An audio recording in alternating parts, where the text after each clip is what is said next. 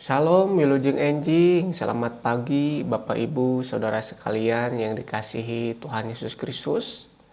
Selamat berbakti, dan sebelum kita mendengarkan firman Tuhan, saat acan urang ngupingkeun sabda pangandika Gusti, hayu urang langkung ti payun dan ada sasarengan. Mari kita berdoa bersama. Bapa di surga, kami bersyukur oleh karena saat ini kami boleh duduk berdiam diri di hadirat Tuhan. Kiranya Kau berkenan memberkati kami, sucikan kuduskan hati kami ya Bapa, agar kami boleh menangkap pesan dari firman Tuhan yang sebentar kami akan dengarkan bersama. Di dalam nama Tuhan Yesus Kristus, di lebet nami Gusti Yesus Kristus, kami sudah berdoa. Amin. Bapak Ibu yang dikasih oleh Tuhan, mari kita buka Alkitab kita di dalam Kisah Para Rasul yang ke-14. Kisah Rasul-Rasul pasal 14. Ayat nu kahiji dugi ka ayat anu kagenep. Pasal yang ke-14 maksudnya ayat yang pertama sampai dengan yang ke-6. Saya akan bacakan di dalam bahasa Indonesia. Bapak Ibu mangga pilih bade terjemahan bahasa Indonesia atau napi bahasa Sunda, telangkung nu paling pas mana numutkeun Bapak Ibu sadayana. Demikian firman Tuhan. Di Ikonium pun kedua rasul itu masuk ke rumah ibadat orang Yahudi, lalu mengajar sedemikian rupa, sehingga sejumlah besar orang Yahudi dan orang Yunani menjadi percaya. Tetapi orang-orang Yahudi yang menolak pemberitaan mereka memanaskan hati orang-orang yang tidak mengenal Allah dan membuat mereka gusar terhadap saudara-saudara itu. Paulus dan Barnabas tinggal beberapa waktu lamanya di situ. Mereka mengajar dengan berani karena mereka percaya kepada Tuhan. Dan Tuhan menguatkan berita tentang kasih karunia-Nya dengan mengaruniakan kepada mereka kuasa untuk mengadakan tanda-tanda dan mujizat-mujizat. Tetapi orang banyak di kota itu terbelah menjadi dua. Ada yang memihak kepada orang Yahudi, ada pula yang memihak kepada rasul-rasul itu. Mulailah orang-orang yang tidak mengenal Allah dan orang-orang Yahudi bersama-sama dengan pemimpin-pemimpin mereka menimbulkan suatu gerakan untuk menyiksa dan melempari kedua rasul itu dengan batu. Setelah rasul-rasul itu mengetahuinya, menyingkirlah mereka ke kota-kota di Likaonia, yaitu Listra dan Derbe dan daerah sekitarnya. Amin, puji Tuhan. Berbahagialah setiap orang yang senantiasa haus akan firman Tuhan, merenungkan dan melakukan di dalam kehidupannya sehari-hari. Bapak Ibu yang dikasihi oleh Tuhan, apa yang diharapkan seseorang saat ia menanam benih? Ya tentu saja, ia berharap benih itu segera tumbuh dan menghasilkan buah. Kira-kira seperti itulah yang Paulus dan Barnabas harapkan saat mereka mengajar dan memberitakan Injil kepada orang-orang, khususnya orang-orang yang ada di daerah Ikonium. Mereka berharap agar orang-orang di Ikonium mendengar Injil dengan benar. Itu sebabnya mereka mengajar dan berusaha meyakinkan orang-orang tentang siapa itu Tuhan Yesus Kristus. Apa sampai saat ini Bapak Ibu, saudara sekalian yang dikasihi oleh Tuhan masih berdoa dan memiliki segudang harapan untuk mengajar atau memberitakan dan meyakinkan orang-orang yang ada di sekitar Bapak Ibu, yang ada di sekitar kita, yang ada di sekitar lingkungan kita tentang siapa itu Tuhan Yesus. Ya, saya berharap, abdi ngaharepkeun, kita semua berharap agar kita tetap ingat itu. Kita ingat sepanjang hayat kita. Kita rindu agar orang-orang yang ada di sekitar kita, orang-orang yang kita layani, mereka boleh mengenal dengan benar siapa itu Tuhan Yesus Kristus, dan mereka boleh percaya serta menerimanya sebagai Tuhan dan Juru Selamat secara pribadi. Mari kita lihat apa akibat dari pemberitaan Injil yang dilakukan oleh hamba-hamba Tuhan yang bernama Paulus dan Barnabas di Ikonium. Bapak Ibu Saudara yang dikasih Tuhan, yang pertama kalau kita lihat dampak atau akibat yang dilakukan atau pekerjaan Injil yang dilakukan oleh hamba-hamba Tuhan itu adalah banyak orang yang bertobat, baik orang Yahudi maupun orang non-Yahudi atau orang Yunani. Kita lihat di dalam ayat yang pertama. Di Ikonium pun kedua rasul itu masuk ke rumah ibadat orang Yahudi, lalu mengajar sedemikian rupa sehingga sejumlah besar orang Yahudi dan orang Yunani menjadi percaya. Lalu di dalam bahasa Sunda di sini dikatakan begini. Di Ikonium Paulus jeung Barnabas ngalaman deui kajadian kawas kitu. Aranjeunna sumping ka imah ibadah urang Yahudi tuluy ngawulang. Piwulangna ngayakinkeun nepi ka loba urang Yahudi jeung bangsa sejen jadi percaya ka Yesus. Amin, puji Tuhan.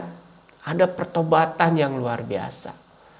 Ada perpindahan iman yang sedemikian rupa sehingga baik orang Yahudi ataupun non-Yahudi mereka meresponi Injil Tuhan Yesus Kristus dan mereka percaya kepada Tuhan Yesus Kristus.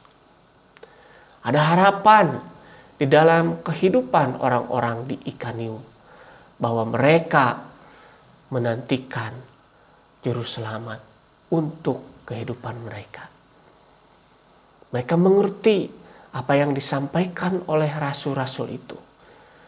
Karena mereka diyakinkan dengan pengajaran-pengajaran, dengan Injil yang disampaikan oleh Barnabas dan Paulus. Bapak Ibu yang dikasih oleh Tuhan, mari kita selidiki pribadi dan hati kita masing-masing. Apakah kita sudah sungguh-sungguh bertobat dan percaya kepada Tuhan Yesus Kristus seperti orang-orang di Ikonium? Orang-orang di Ikonium mereka percaya kepada Tuhan Yesus Kristus karena mereka meyakini dengan benar siapa itu Tuhan Yesus Kristus. Mereka percaya tanpa ada paksaan dan dorongan dari pihak manapun. Mereka dengan hati mereka yang sungguh-sungguh, mereka meresponi Injil. Mereka percaya, mereka bertobat dan menerima Tuhan Yesus Kristus sebagai Tuhan dan Juru Selamat mereka secara pribadi. Dan marilah kita selidiki pula hati kita, pribadi kita masing-masing. Atau jangan-jangan kita hanya pura-pura percaya. Kita hanya mengaku percaya hanya di mulut saja. Padahal yang sebenarnya hati kita kosong. Kalau ada di antara kita yang mengalami hal seperti itu, baiklah kita dengan segera menerima Tuhan Yesus Kristus sebagai Tuhan dan Juru Selamat kita secara pribadi. Agar apa? Agar hidup kita tidak sia-sia. Bisa jadi kita mengaku percaya karena orang tua kita, mengaku percaya karena kakak kita mengaku percaya karena saudara kita mengaku percaya kepada Tuhan karena kita ada di lingkungan orang-orang Kristen, kita ada di lingkungan keluarga Kristen. Tetapi marilah kita selidiki hati kita. Benarkah saya sudah sungguh-sungguh percaya kepada Tuhan Yesus Kristus secara pribadi? Benarkah saya sudah bertobat? Bapak Ibu yang dikasih oleh Tuhan, meresponi Injil adalah hal yang sangat penting di dalam kehidupan kita secara pribadi, lepas pribadi. Mari kita selidiki pribadi dan kehidupan kita masing-masing. Sejauh mana kehidupan kita berdampak bagi iman orang lain? Apakah kita hanya menikmati iman untuk diri kita sendiri? Ataukah kita sudah sungguh-sungguh merefleksikan, mengaplikasikan iman kita di dalam setiap kehidupan kita dan berdampak bagi kehidupan orang lain? Oleh sebab itu, mari kita meneladani kehidupan hamba-hamba Tuhan, kehidupan Paulus dan Barnabas. Kehidupan mereka sudah sungguh-sungguh menjadi berkat bagi orang lain. Mereka dengan sungguh-sungguh mengajar. Mereka dengan sungguh-sungguh memberitakan Injil, menyampaikan Injil kepada orang-orang yang lain. Mereka mau menjadi saksi Kristus, baik melalui perkataan mereka maupun melalui perbuatan mereka. Bapak Ibu yang dikasihi oleh Tuhan, saudara-saudara di dalam Kristus Yesus, itulah panggilan hidup kita. Agar iman yang telah kita peroleh, keselamatan yang sudah kita dapatkan, boleh kita bagikan kepada orang yang lain. Sehingga kita tidak menjadi orang yang egois, yang hanya menikmati kebaikan Tuhan hanya untuk diri kita sendiri. Itulah bagian yang pertama, bahwa ada banyak orang yang meresponi Injil. Orang-orang Yahudi dan orang-orang Yunani. Banyak di antara mereka yang bertobat dan percaya kepada Tuhan Yesus Kristus karena pemberitaan Injil yang mereka sampaikan.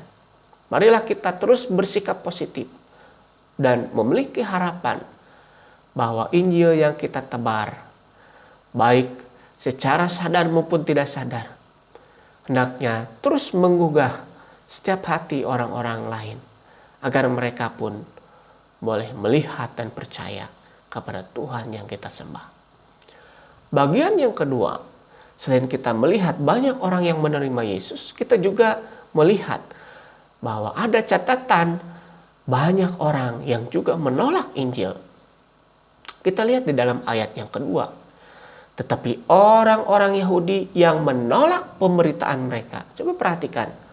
Orang-orang Yahudi yang menolak pemberitaan mereka memanaskan hati orang-orang yang tidak mengenal Allah dan membuat mereka gusar terhadap saudara-saudara itu. Tapi maranehna diangsonan ku urang Yahudi anu aremungeun percaya. Nepi ka maralik mika ijid kanu geus palercaya. Orang-orang Yahudi tidak percaya kepada Tuhan Yesus Kristus. Bukan karena mereka tidak mendengar dan tidak mengerti. Tetapi karena pada dasarnya mereka mengeraskan hati. Mereka tidak mau percaya. Maranehna aremungeun percaya. Mereka menutup hati, menutup telinga, menutup mata. Sehingga kebenaran yang mereka dengar tidak diresponi dengan iman yang benar.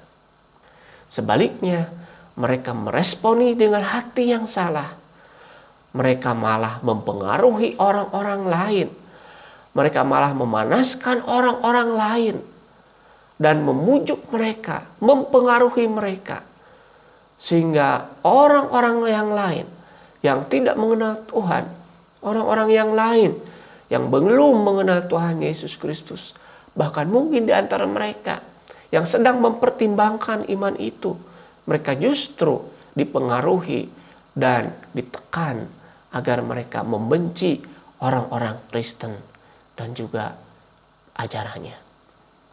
Bapak Ibu yang dikasih oleh Tuhan, selalu ada pro dan kontra di dalam pemberitaan Injil. Ada di antaranya orang yang menerima, ada pula mereka yang menolak. Yang menolak, ada yang tetap bersikap baik dan netral, namun ada juga yang sebaliknya.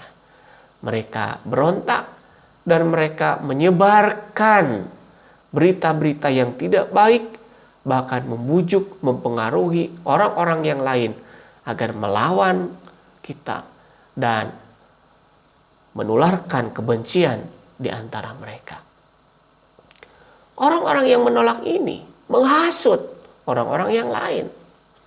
Bapak Ibu yang dikasihi oleh Tuhan, hati-hati dalam kehidupan kita. Mungkin ada di antara kita, di antara orang-orang yang maksud saya orang-orang yang di sekitar kita. Bahkan orang-orang yang sering bertemu kita. Mereka memiliki hati yang tidak baik. Mereka memiliki hati yang jahat. Dengan diam-diam mereka berusaha menghasut tetangga, menghasut orang lain yang pernah mendengar Injil, atau bahkan menghasut orang-orang Kristen, menghasut jemaat-jemaat Kristen. Atau mungkin Bapak Ibu pernah mengalaminya juga. Ada orang yang datang dengan diam-diam berusaha menghasut Bapak Ibu agar meninggalkan Tuhan. Dan bahkan lebih jauh dari itu, mengajarkan untuk membenci kekristenan. Hati-hati Bapak Ibu yang dikasihi oleh Tuhan. Kita sebagai anak-anak Tuhan, jangan gampang terhasut atau termakan oleh hasutan. Kita harus bisa bedakan mana kasih dan mana hasutan. Kasih itu selalu mengajak orang untuk datang kepada Tuhan Yesus. Kasih itu selalu membawa orang, mengajak kita agar kita datang kepada Tuhan lebih dekat lagi.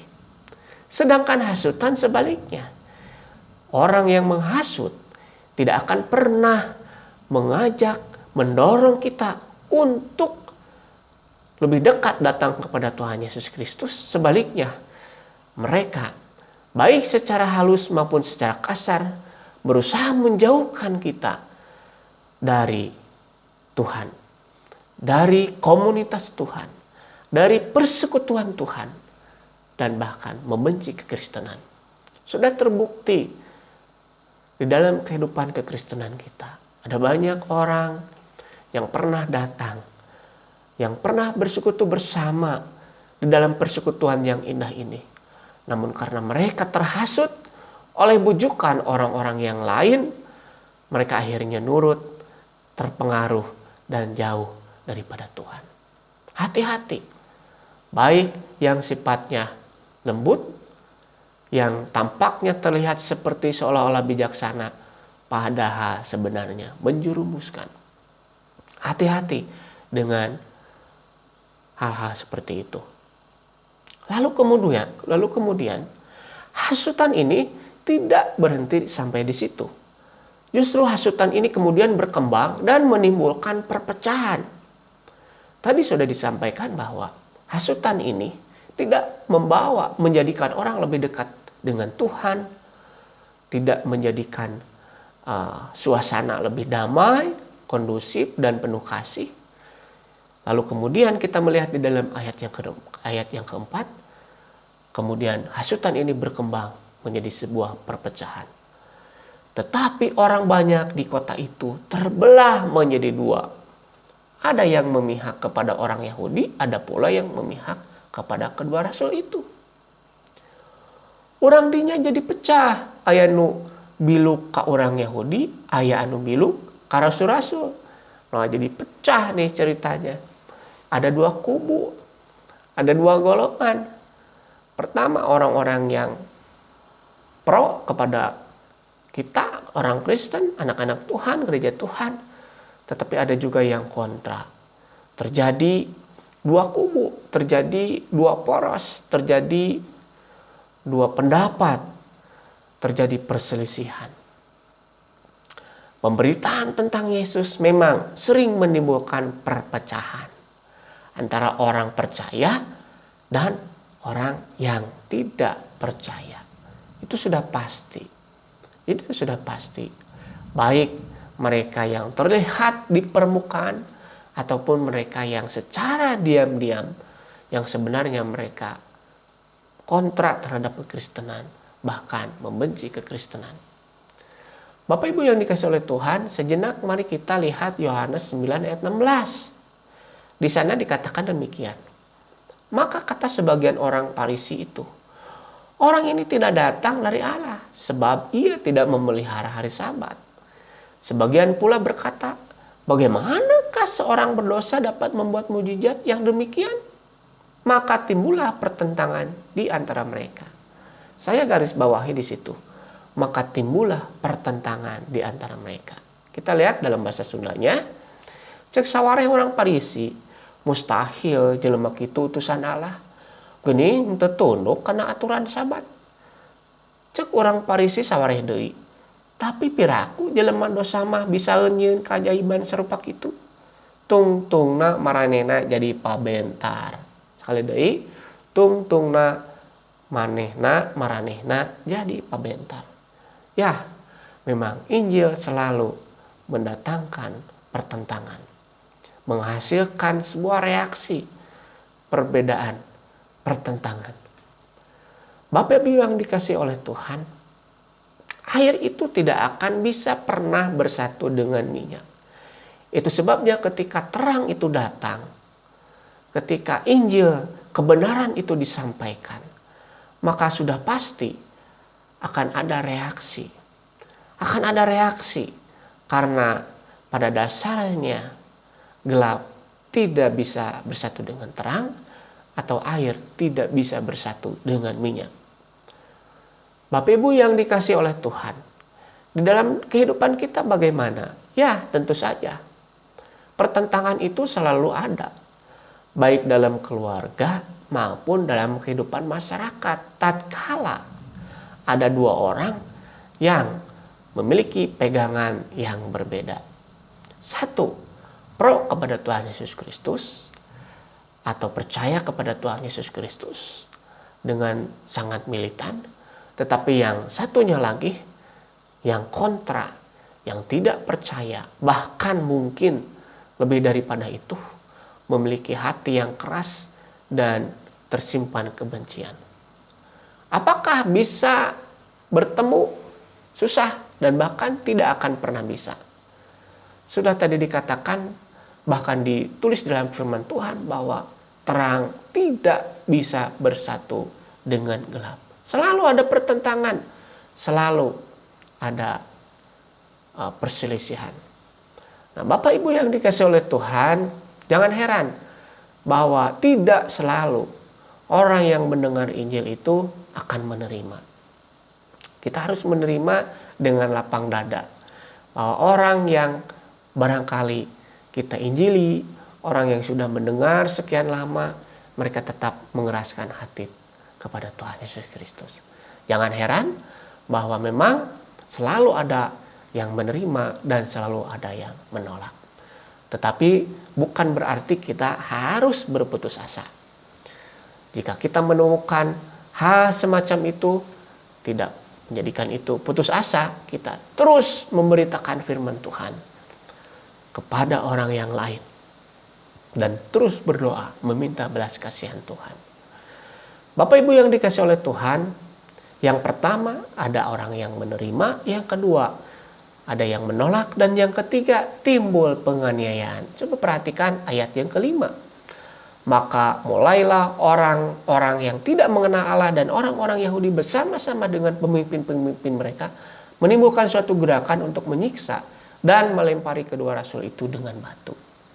Tidinya orang Yahudi katut para pamimpinna jeung sawatara jelema bangsa sejen mupakat arek maledogan rasul-rasul ku batu.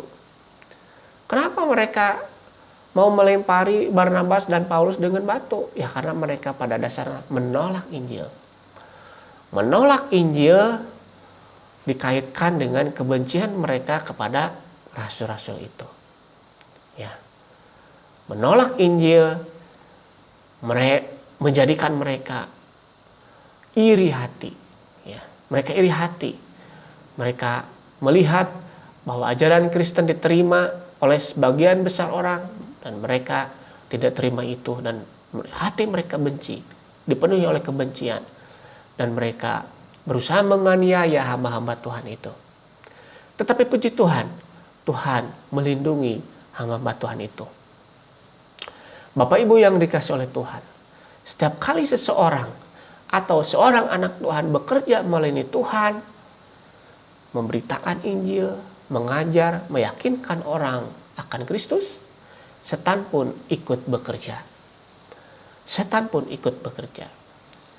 Tetapi maukah saudara dan saya, Bapak Ibu yang dikasih oleh Tuhan, tetap melayani pekerjaan Tuhan dengan terus memberitakan Injil sekalipun ada resiko yang kita hadapi?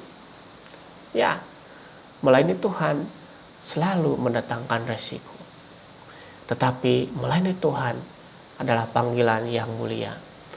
Jika kita melayani Sang Raja, maka Raja yang kita layani itu akan terus menyertai kita dan melindungi kita, serta memberkati kita. Bapak Ibu yang dikasih Tuhan, demikianlah firman Tuhan yang ingin saya bagikan pada pagi hari ini.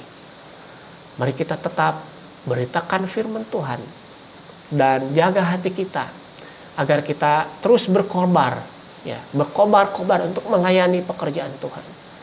Meskipun situasi lingkungan kita masih dilanda pandemi, ya, tetapi hati kita harus terus berkobar agar kita terus melayani Tuhan apapun dan bagaimanapun caranya. Jangan pernah berhenti melayani Tuhan. Jangan pernah berhenti untuk bersemangat melayani Tuhan. Tuhan Yesus memberkati. Amin. Baik, mari kita berdoa. Bapa di surga, kami bersyukur kami sudah menerima firman-Mu pada pagi hari ini. Kiranya Tuhan menguatkan hati kami, memberikan kepada kami kekuatan dan keberanian seperti kepada hamba-hamba-Mu Paulus dan Barnabas. Biar kami belajar dari jemaat di Ikonium, mereka menerima Injil dengan sepenuh hati mereka, dan kami pun bisa meneladani hal itu. Dan biarlah juga Tuhan memberikan hikmat kepada kami. Apapun pekerjaan atau pelayanan yang Tuhan percayakan, apapun karunia Tuhan yang Kau berikan, boleh kami gunakan, boleh kamu lakukan panggilan itu, tugas itu dengan sebaik-baiknya. Di dalam nama Tuhan Yesus Kristus kami sudah berdoa. Haleluya. Amin. Puji Tuhan, Bapak Ibu yang dikasihi oleh Tuhan. Tuhan Yesus memberkati.